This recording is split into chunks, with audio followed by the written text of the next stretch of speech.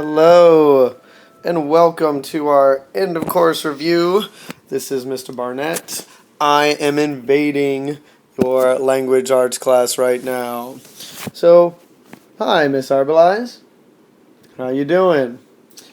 Don't you think it would be a great idea if your students were super prepared for the end of course exam tomorrow? I think so too. So, we're going to work together and make this video. Are you guys ready? Let's go. The topic we're going to talk about today in language arts class is systems of equations. So, Ms. Arbelaez, what do you think? Do you think you could train a dog to swing on a swing? Seems pretty cool to me. So before we start this topic of system of equations, what I think you should do, especially those people who are taking the end of course exam tomorrow, is I think you should take out some paper. We're going to work on some problems. You might want to jot these notes. These might be just a few things you can kind of refresh your memory with, and it'll help you tomorrow for the end of course exam. Okay? Keep an open mind. I know you're seeing math all day today. You can be angry with me. Just deal with it. We'll deal with it on Wednesday, okay? Because today, lots of math. Tomorrow, everyone passing the end of course exam. Like super awesome turtle team that we are, right? Wednesday, be mad at me all you want. Okay, so now that I've kind of stalled, these are some things that I think that you need to know about systems of equations. You can solve them by graphing. So sometimes you just see a graph. If they intersect at one point, or they just cross, they have one solution, and that solution can be written as an ordered pair, an x and a y. They can have no solution if they are parallel lines. Why is that? Parallel lines will never cross. Let me back up. You do know that systems of equations refer to more than one equation, right? Well, more than one equation is represented by more than one line. So, line 1, line 2. They may cross, line 1, line 2. Or not cross, or it's almost like you have one line completely stacked on top of the other, or actually they're just the same line in different forms. So these are the three different ways you can solve a system of equations by graphing, or three results that can happen with a system of equations. We can have one solution if they cross once, no solution if they are parallel, because they will never touch, or infinite solutions because they are just a line stacked on top of the other line. We can solve by substitution, and the way we've seen substitution problems is solving by substitution means that, say we have a problem that has x equals blah blah blah. You can take, then you have another equation that says 2x plus 3y equals whatever, blah blah blah. We can use this information to rewrite the second equation, but instead of writing x, we write what x equals. So 2 times blah blah blah plus 3y. And then in that case, you only have one variable, and you'll be able to solve for that equation. And the third one is elimination. You're trying to eliminate either the x or the y, one of your variables, so that when you solve the combined equations, there's only one variable in it. So they don't always say that they're system of equations problems, but you'll know they're system of equations problems when you have two variables and you will need two equations to describe these variables and two equations to solve the system. Okay, here's our first example.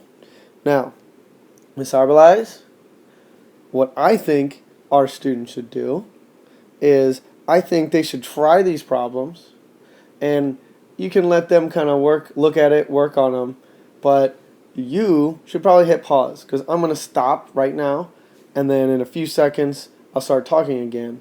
But if you hit pause now, right now, it'll seem like I stopped talking. Okay? So hit pause. Let the students try this one. So are they done? I bet they got this one right, huh? So here's our problem. Steve and Adam graphed a line on the same coordinate plane as shown below. What's that you say, Ms. Arbelaez? You already read this to them? Because that's a great way to solve a problem, is to make sure you read it. You're so smart, Miss Arbelaez. So, what do you guys think? What is the solution to the system of the equations? Well, it's very easy when you have it graphed for you. The solution to a system of equations, if it's graphed for you, is where they intersect. And if we can just read it off the graph, this goes over 2, up 1. So our solution is D. 2, 1. How many people got that right? Very good. Our students are so smart, aren't they? Okay.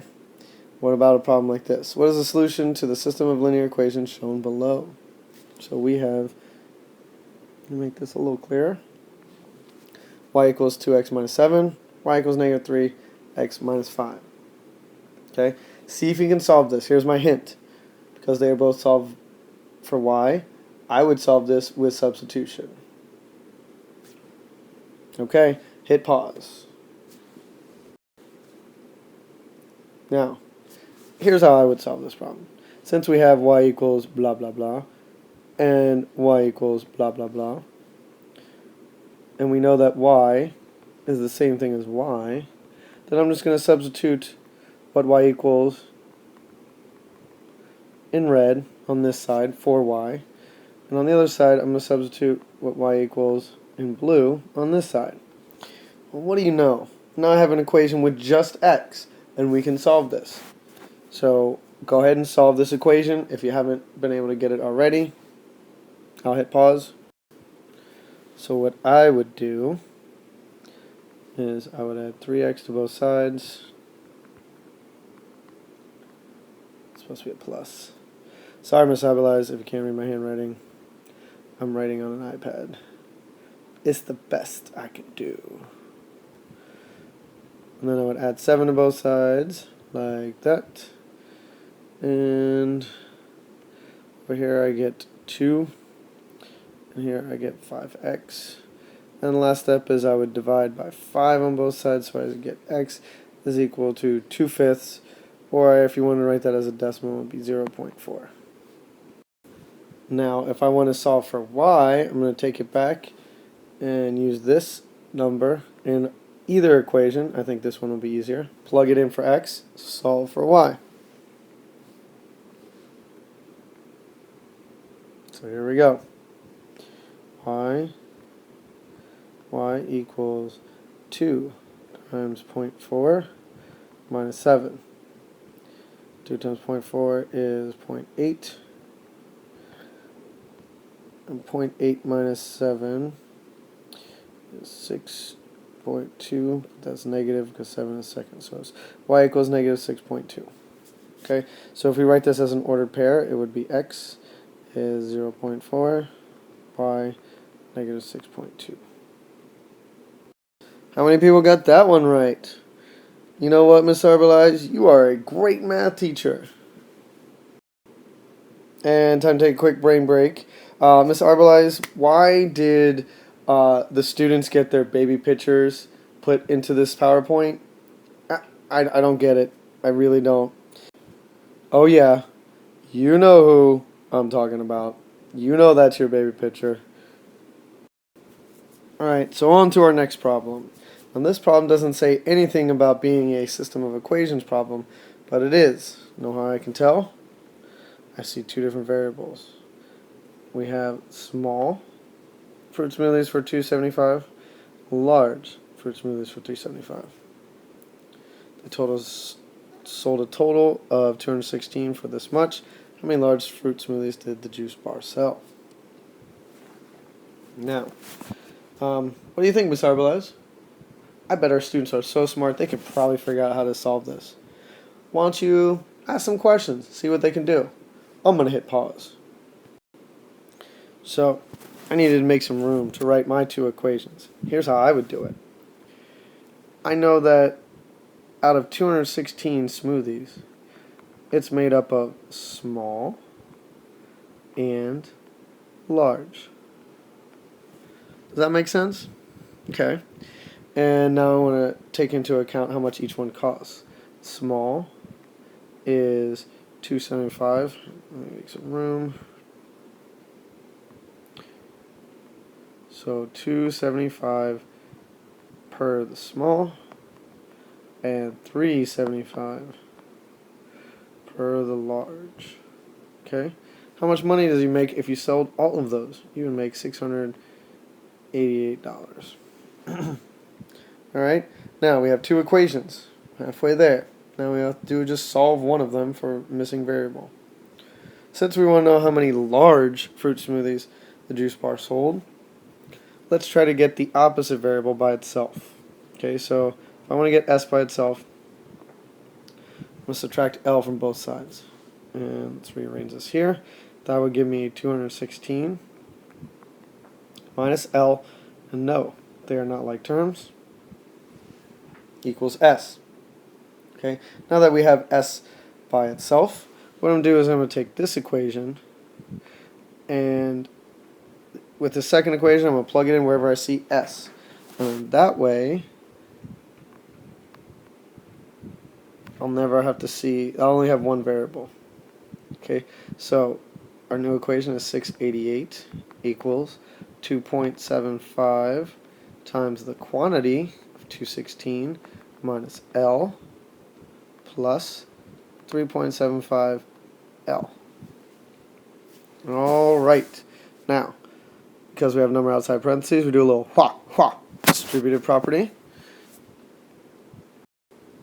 And that gives us 594 minus 2.75 L. That's horrible, but thanks, Miss Arbelaez, for sticking up for me there. It's not my fault. I'm writing on an iPad. I don't have a stylus or a pen. Okay, let's make some little more room. So now that all we have is L's, I'm going to combine these like terms. And negative 2.75 L plus 3.75 L gives us 1 L.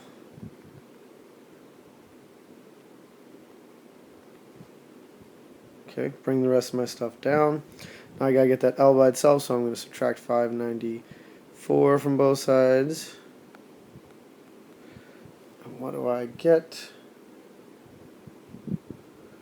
I get 94. So there were 94 large smoothies sold that day. Let's make sure that's what the question's asking for. How many large fruit smoothies did the juice bar sell? Yes. Now we can check this because knowing that there were 216 sold total, if I subtract that from the other equation, that would mean 122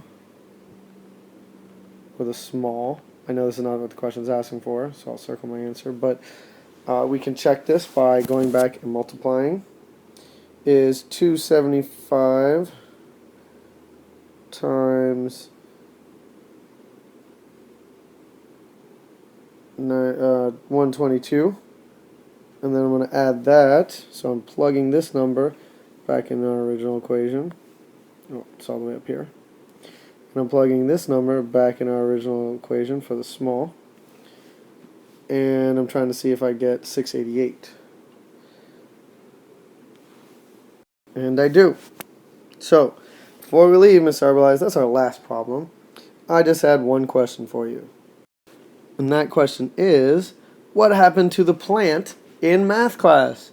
The answer is it grew square roots. Now, if you can identify the specific element of humor used, you can get extra credit from Miss Arbelaez. And that is very, very generous of you, Miss Arbelaez. Don't you think? I agree. Now, the last thing I want to say is, if this is your beginning of the day, end of the day, it doesn't matter. Good luck tomorrow. You guys are going to do awesome. I'm really proud of all the hard work that you've done all year, and I know tomorrow is going to be our time for the Turtle team and all of you to shine. Go Turtles! Thank you, Miss Arbelaez.